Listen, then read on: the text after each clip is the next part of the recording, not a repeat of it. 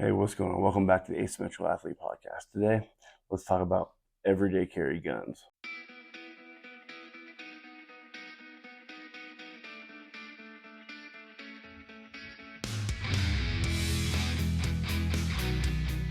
What's going on? So today we're going to talk about everyday carry guns. Talk about the various kinds of guns that are out there. Guns that maybe fit you a little bit better. Guns that you just plain like a little bit better. What guns you are capable of using and what are not so capable. We're going to talk about magazine capacity, knockdown power, flashlights, concealability in the winter, summer, so on and so forth. All right. Talk about a little bit about red dots, and we'll talk about things that are just sort of impractical. Okay. So when you think about everyday carry, you're probably thinking of basically one of two things, right? Either a Glock, like a Glock 19, right? Or something like a Glock 43, okay? Smith & Wesson Shield, all that. Those are the most common things you're going to think about when you think about everyday carry. But I do know people that carry 45s, right? There's probably dudes out there that still carry revolvers. Okay. So what are some pros and cons to carrying all these, right? Well, let's start with the most obnoxious right away. This guy right here. This is a 480 Ruger single shot. Okay. This thing has about, I think it's like a 1.5 pound trigger. It is ridiculous. Listen to this. I mean, just barely touching it. It's absolutely ridiculous. This is a very fun gun to shoot. It has recoil like a son of a bitch. I think I bought this off a friend. I think this is the same gun that the movie where Jean-Claude Van Damme was trying to run for those people in Louisiana. And the guy is up on the bridge and he does that. I think this is the same gun as that. Anyways, one, you would have to custom make a holster for this thing. Two, it has one bullet. And number three, you would look like the Joker in 1980, whatever, when it came out, pulling out that barrel that was that long. So, whilst funny, not very practical, right? So, then you come to something like this on the complete opposite scale. Okay. This is a Derringer. A Derringer, let's see, I don't even know, whatever. It's a 38 special, right? It's got 2 bullets. This thing has a very odd trigger to where you can't pull it straight back. You have to pull it at a downward angle, right? Like a 45 downward angle, which makes shooting it. You hear that? Probably like Pokemon or something. Yeah, so this has like a 45-degree downward angle trigger. So when you go to shoot it, it's not just shooting the trigger like that, right? You can't do that. You have to get on the very bottom of it and do that. So that means your hand is not very well connected to the gun. That's how much of my hand is on there. I have some decent sized mitts, but it's not on there very well. Okay, if you can see that. So something like this, granted, you can throw it in a pocket, you can throw it in your bra strap like that, whatever. 2 shots, 38 special. I bought this because it was cute, not because it was practical. I've only shot it a few times, and it's absolutely stupid to shoot because you're like this and you think the gun's gonna jump out and fly at your hand every time. Wouldn't recommend it. Go to something like this. This is a Ruger Wrangler. It's a little 22 caliber I got from my kiddos. It's a really fun gun to shoot. The only bad thing about it is every time that you shoot it, you have to cock it. Okay, you can't just shoot like that. This is the only bad thing, but it's a little 22. Kids, I have one for each of my kids. They love it. They love shooting it. If you are a cowboy and you want to have something like this because you want to do like quick draw McGraw stuff, so that whatever that, then yeah, you could use it. Again, not very practical. This is I think this is 6 shots, 6 or 8, I can't remember. Again, not very practical, but it's a fun little gun to shoot. Would I carry it every day? No, not even close. All right. Then we're gonna come to this. This is a 357 Magnum. Okay, it's your typical old school, what everybody used to tell you to carry gun, right? It is very heavy. It's a super short barrel. A 357 Magnum is a hell of a bullet, right?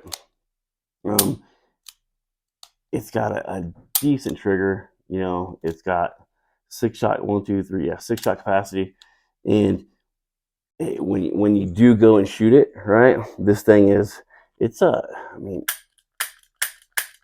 got a little bit of kick. It's pretty heavy. The cool thing about these is because it's 357, you can put 38 special in it, and the weight of it helps out with recoil with 38 special a little bit better. This is something that I used to carry when I went hunting, when I went bow hunting, just in case a black bear wanted to get a little frisky. UK 357 is a pretty good gun to put black bear down, right? Especially at close range. The only bad thing is, it's got a very low magazine capacity. Again, the recoil sucks on it, and it's just huge and bulky, right? Just big and bulky, right? So we go from the insane kind of guns over there to semi-practical, right? Let's talk about this. God's gun, right? The 1911. This is the iconic weapon of Dub Dub Deuce. Okay. Still in use today. The United States Marine Corps took it back after taking it away, and they brought it back. So, it's still in use today. This is a 6-hour model. This on here is just a comp. It actually works awesome. The thing about 1911s is John Browning apparently was a genius and or a time traveler because he got the angle of the grip and the trigger. We've been trying to replicate this trigger in every other gun since 1911, and we can't do it. This trigger is just unbelievably amazing. The gun itself is amazing. The bad thing about it is these are general magazines that come with it. You got your 8-round standard. You got your 10-round. It looks cool because it's got something sticking out the bottom. And then you got your obscene 15-round magazine, right? The thing about it is it's big, it's heavy, the magazine's capacity is low. But if you ask anybody that used to be a cop in the 80s, they'll say it's got knockdown power, as if that's a fucking thing or something. It's not a thing. The cool thing about this gun is it's kind of America's gun. Born, bred, and made here in America. It is an amazing weapon. They shoot awesome. The bad thing is they are big, clunky. They used to be known for malfunctions all the time. They were very finicky. Every gun liked its own kind of ammo. Every gun, if a little bit of dirt got in there, it wouldn't cycle properly. But it was okay because it was 1911, and this is America's gun, right? I would never carry this for concealed carry, especially with a giant comp on there. This is just a fun shooting gun. Take it up to the range and have fun with it. That's it. All right. So now we got all those. Let's go into more practical stuff. Okay. Here. So this is a Glock 22. This was one of my guns I had as a police officer.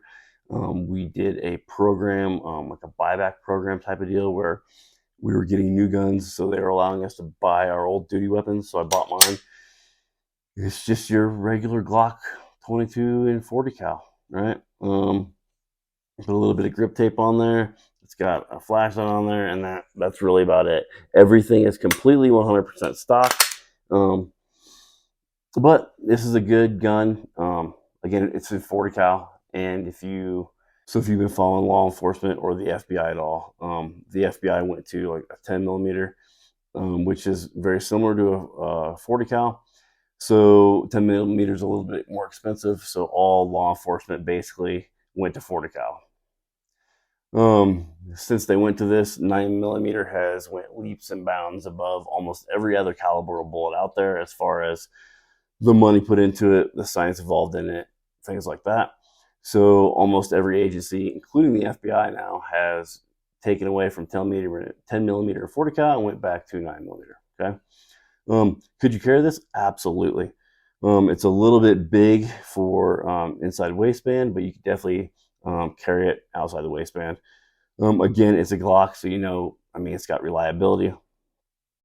Flashlights on guns. I'm a huge proponent of flashlights on guns for PID or positively IDing your target. You don't want to use these to go searching for stuff, things like that. It's bad juju. But as far as guns on pistol or lights on pistols, you don't know if you're going to be out in the dark or you're in a building and the power goes out, anything like that. Flashlights are always great, mainly for PID. All right. Here's a little Smith & Wesson shield that I used to carry. I have another one of these that's actually upstairs. It's got the KLR6 on it. This is a good little gun. I bought this when it very first came out. It was like the new hotness. These guns, they're small. They feel good in the hand. The trigger is not that bad for a production gun, right? It shoots good. The sights are okay. They came with night sights on there, the tritium. So it's a good little gun. It's a little snappy, but it's a 9 millimeter. The issue with it, it's single stack, so a lot of people have issues with that. But if you can get over that, man, this thing, you can pretty much put it anywhere, inside the waistband, in your pocket, like in a fanny pack, wherever you want, and the thing's good to go. Let's see. Let's talk about, okay. This here is a Glock 19. This was the very first Glock I ever bought back in 2007-ish, something like that. Very first pistol I ever bought, excuse me. So I've done a lot of work to this. Back in 2009, I read something in, I want to say it was like Recoil magazine. When that magazine first came out, it was about stippling. And I was like, oh, I'm going to do that. I did it. It looked fucking horrible. I redid it. It looked horrible. Did it again. Still looked horrible. So I kept it. And there it is. It just looks like fucking terrible. But it works, okay? I do have a little grip tape on here. I noticed last time I was out shooting, the stipple's kind of getting a little stipple after many uses, and the friction just wears it down. So it's getting wore down. So I just put some tape on here. Again, it's got a flashlight. I did a trigger job. It's got a new slide with a Vortex Venom on there. Suppressor height sights, threaded barrel with a comp. This comp is not bad. I don't even know who the fuck makes it, but it's okay. It works decently. Extended mag catch or mag release, whatever you want to call it. And I think that's about it. But this gun, it's a very reliable gun. This is a very common gun that you see. I actually carried this when I worked with the State Department overseas when I was contracting. Not this particular gun, but a Glock 19. And it's just reliable. We all know it's reliable. And this is what a lot of 19 or 17 is what a lot of cops use. A lot of military uses. It's just it's an all around absolutely great gun. Like I said, I did a little bit of trigger work to this. It's a little bit better than a factory trigger. Obviously, you put a new trigger in there, a flat face trigger, and it's going to work way better. Polishing, things like that. Nothing super crazy. Well, let's see. You go from that, which is your normal thing, to the two guns that I actually use on a regular basis, right? So let's start with the one I don't use as often, okay? This is a Shadow Systems XR920. This is basically a clone, right? Shadow Systems, they don't take Glocks and make them. They make their own, but they're essentially Glocks, right? The cool thing about this gun is I had to do nothing extra to it. I put a Surefire 300U, yeah, 300U on there. If you don't know, you put a Surefire in a rattle a little bit. So right in here, you take a couple, 3-4 layers of Gorilla Tape, put it on there, rattle's gone. Threw a Holosun 407C on this bad boy, and she is awesome. I mean, awesome. I love it. I have a little over 1,000 rounds through it right now. No issues. Shoots awesome. I mean, it's a nail driver. I use this for almost everything.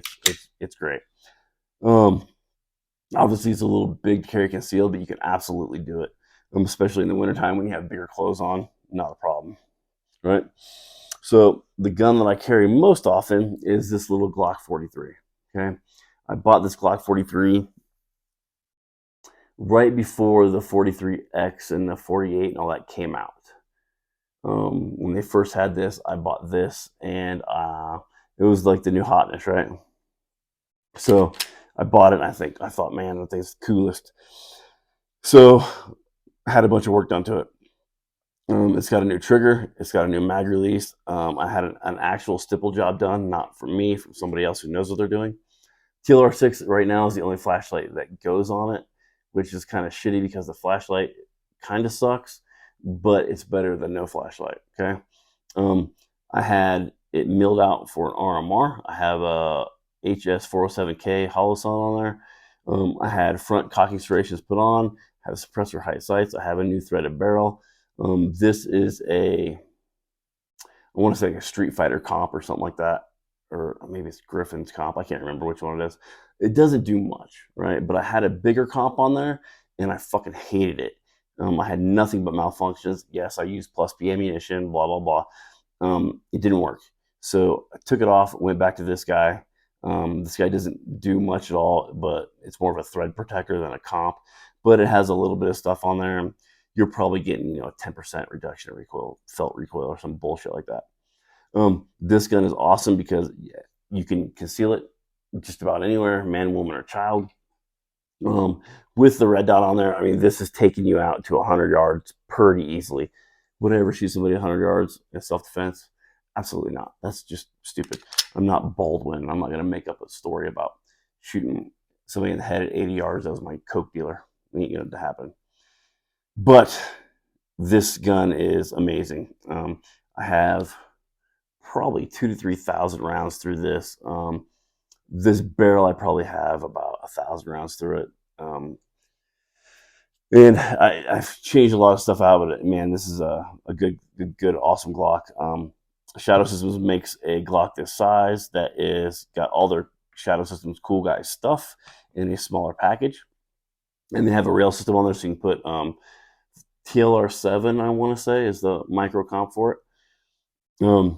But I already had this. I did not want to pay and buy a new gun when I already had this one, so I just kind of tricked this one out. The milling cost me like $100. I know a guy in town that did it. I got this on sale for like $150, $175, something like that. The barrel was a couple $100. I mean, it's going to get up there, but I already had the gun. I didn't want to buy a whole new gun, and I really, really like this gun. It feels great in the hands. I have no complaints at all, and I use it all the time. Now, one thing I did have to do was, because I have a threaded barrel, suppressor height sights, an RMR, and a flashlight, I wanted a inside the waist belt holster, right? I was using a cheap $40 Amazon holster for the longest time because I couldn't find anything like this. This is Allegiant. Yes, Allegiant. I think that's it. So Allegiant. They were able to, I went on their website. I don't know these guys at all. Never talked to them. I went on their website, and you can build your holster however you want. And that's what I did. I went there. I put all the stuff in it that I had, and I wanted a sidecar for an extra mag, and it works great. Speaking of extra mags, this is the Glock mag with the Vickers base pad, and it gives you 2 extra rounds, so it's got 8 rounds in there. Plus 1 in the pipe would be 9, right? I have the shield systems. I have like every magazine you could possibly get for a Glock 43. I have it. The only ones that I found that were super consistently good were the factory magazines. You can put whatever base pad you want on them. I have 3 or 4 different kinds of base pads, but the factory magazines consistently were great. There's a couple magazines that I tried using that would not cycle that well. I forget who makes them. The clear ones, the clear magazines, they work pretty good too. I had one base pad that wasn't working with them. I can't remember which one it was, but I have another clear magazine that holds like 9 rounds, and it works good too. Um, Obviously it's a Glock, so it's well known for its reliability. But other than that, that's about all I got. If you've got any questions, comments, concerns, drop them down below. I'll answer all the questions anybody has. Also, drop down there what is your favorite everyday carry. I've tried this SIG at a range, was not happy with it. I don't like the trigger all that much. How it like has a 45 forward lean. I'm not a huge fan of that. But the gun itself shot great. I got no real issues with it except for the trigger angle. But other than that, let me know. Let me know what you like. All right. And remember, all these guns, even this weird ass sumbitch right here, can be used if you get proper training. So go out there, get the training, put rounds through your guns. All right. Remember to vet your trainers, though. It's very important. There are a lot of guys out there who say they've done stuff or have a big following on social media, but they don't really, or they have never done anything. I guess they don't really know how to teach anything. So vet your trainers. Again, any questions, drop them down below. And always ask yourself: are you an asset or a liability?